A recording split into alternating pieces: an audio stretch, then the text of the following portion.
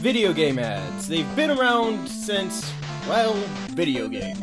Let's face it, before the days of the internet and YouTubers making top 10s using their emotional scale as their only source, people had no idea what games were coming out and which ones were worth owning.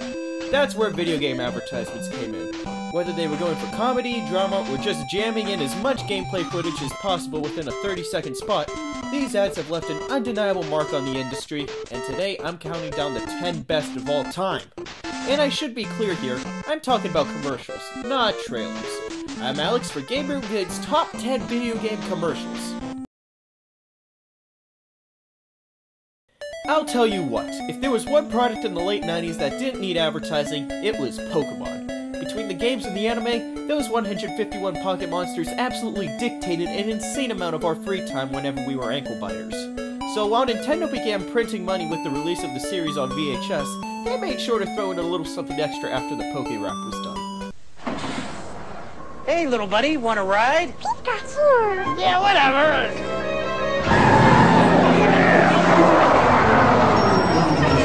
I'll be right back!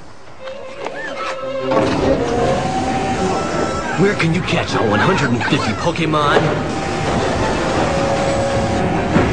Got ya! On your Game Boy, that's where. Pokemon for Game Boy is here. With both packs, you can catch them all. Now, I may be donning the nostalgia shades for including this one on the list, but I just love the literal interpretation of catching them all. Especially since, what, a bus can hold 50 Pokemon? Tops? Yeah, it's stupid, but after I stuck through all the end credits on those VHS tapes so I could watch this more times than I would like to admit, I had to include this one. Now, how could a commercial for a console that absolutely bombed make the list? The Jaguar was dead on arrival, but you can't blame its failures on its advertising department. Some of you believe your system is the most advanced in the universe. Let's review the numbers. Sega Genesis is 16 bits. 3DO is 32 bits. The Atari Jaguar is 64 bits. Which is more advanced? Clifford! 16 and 32 are less than 64. So with 64 bits, 3D graphics, real-world animation, and lightning speed that you can only get with Jaguar, which is more advanced? Clifford! Can you repeat the question? Jaguar! Jaguar! Jaguar! See guys, the Jaguar is the better console because it has more bits! What's a bit? Who cares, this one has more, technically. Seriously, do these extra bits make the graphics look any better than some SNES or early PlayStation games? No, not really. The Jaguar may have had more bits, but it also had a ton of crappy games, so despite this ad's work, it tanked. But it's still a little interesting piece of 90s schmuck. They say a picture is worth 1,000 words. Microsoft banked on this saying for their Halo 3 campaign, and boy did it pay off.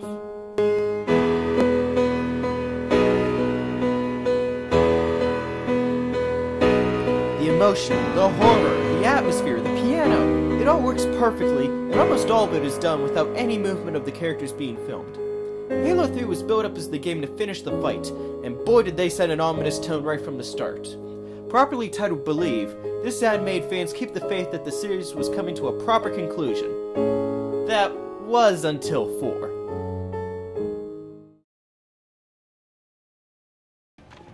Now maybe this was just me, but for years I was under the impression that Sony's consoles were so successful more because of their third-party lineup rather than their original IPs.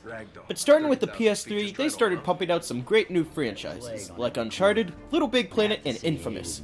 Still, they needed an ad to show off all the progress they had made during this console generation. I'm telling you, war has changed. So you do what you have to. I'm no hero. But whatever good I've done, it was him. It was in the days of suffering when the gods made their might known. When no mortal dared stand up to Zeus. He did. Omaha! Pinned down on that godforsaken beach. Thinking if I lay there, I'll maybe die. But if I get up, there ain't no maybe about it. Then one man broke through. Michael! Michael. How cool a bar would that be? This spot did two things. One, it showed off what Sony had done the past few generations, and two, it gave their gamers a nice little love letter. What else could you say besides, to Michael? To Michael. To Michael! To Michael! To Michael! And no, that satanic baby is nowhere near this list. Get it off screen, get it off screen!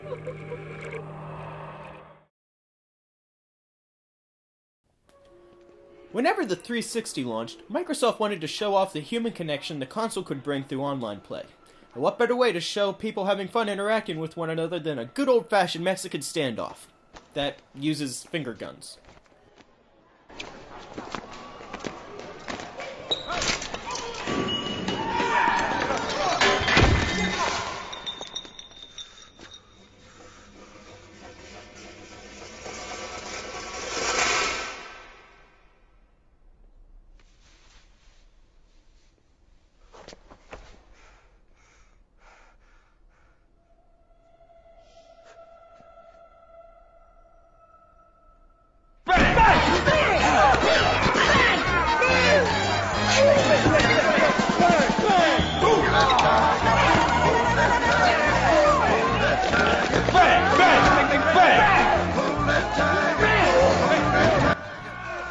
I love the music they used and just the sheer ridiculousness this ad has. I mean, we all used to play with fake guns as kids, but did you ever give this level of commitment to being shot? No, you just said that they missed you, and nobody liked you for it. Even though the 360 may not have been the most kid-friendly console on the market, this ad did give us that sense of childhood wonder once again. It's hard to believe Microsoft's marketing division would done goof so much leading up to the Xbox One release. Do you know what she did for fun when she was your age? She pushed a hoop with a stick. But I want to play with a stick. I've been waiting. Stick. Vice President of Awesome, Kevin Butler was in what I consider the best series of commercials in video game history. They were all hilarious because of one little thing called juxtaposition. What is juxtaposition? It is the act or placement of two things, usually abstract concepts, near each other. This case being gamers and your average vice president who obviously doesn't know anything about video games except how to milk franchises. The jokes were straightforward and showed off Sony software the best way it could. I was really hoping to see Butler again after the launch of the PS4, but it looks like he really is gone. Well played, Sony. Well played. Who would be better to sell Nintendo's umpteenth million remake of Ocarina of Time than the man who named his daughter Zelda? The first time I saw you, I knew we'd be linked forever. For you, I traveled to the four corners of the world. I faced adversity. I became a hero. Dad. I saved your kingdom. Dad. Yes, Zelda? Are you mixing me up with the princess again? Hard to say. You're both pretty magical.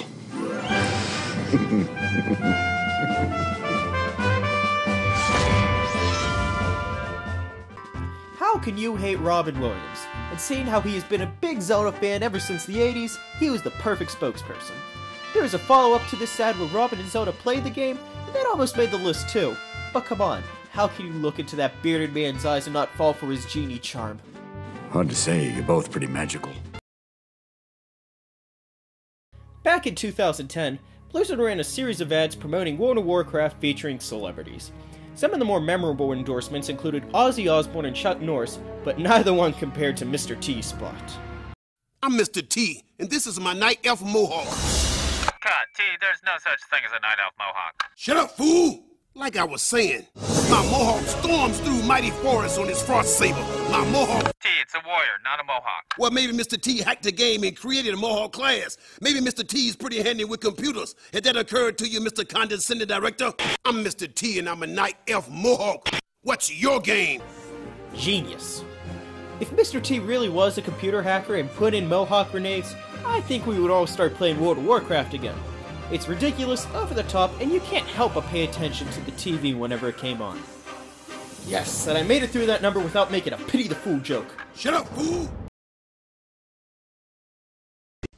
Me and you and me, no matter how they toss the dice, and to be the only one for me is you. Well, that escalated quickly. Super Smash Bros. Is one of the kings of local multiplayer because we all have some strong and occasionally controversial opinions on which Nintendo character is the best. Or at the very least, which one can kick which one's ass. Slam Fest, only on Nintendo 64. This ad is still funny and perfectly sets the tone of the game. Every time I see Pikachu getting swung around, it brings a smile to my face. Geez, that's 2 entries on this list where Pikachu gets crushed. Are you taking notes, Nintendo? Beat up your Pokemon mascot and you have a good ad on your hands. Oh well, this is still a really fun commercial, and I can only think of one that is better. Oh, come on, you saw it coming. 16-bit arcade graphics. You can't do this on Nintendo. Genesis does. 16-bit sports action. You can't do this on Nintendo. Genesis does. Genesis does. Genesis does. Genesis does. Genesis does. Get Joe Montana free, Pat Riley free, Buster Douglas free, Super Monaco GP free, or Columns free. What Nintendon't? Nintendon't. Brilliant. I know I ripped on Atari for basing their ad solely on the number of bits its console had, but you can clearly see the difference graphically between the NES and the Genesis. But do you know why this is #1 entry on this list? Because this is the ad we are still talking about 2 decades later.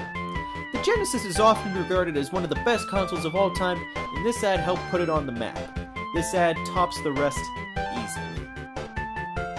Thanks for watching this video, guys. You're all so swell. Yeah, I'm back. Finally. Woohoo! I'm actually not leaving anytime soon, so that's good. So if you want to, check out some more stuff that I've done, here's my list of the top 10 Mario games. Here's a little thing I call Glitches Be Crazy, where I talk about the glitches of Pokemon Blue. Here's a list that I did with CSJ001 on the top 5 best and worst video game launches. And if you want to stay up to date with me, you should click subscribe. That big yellow button right there. Bottom right hand side. Do it. Do it.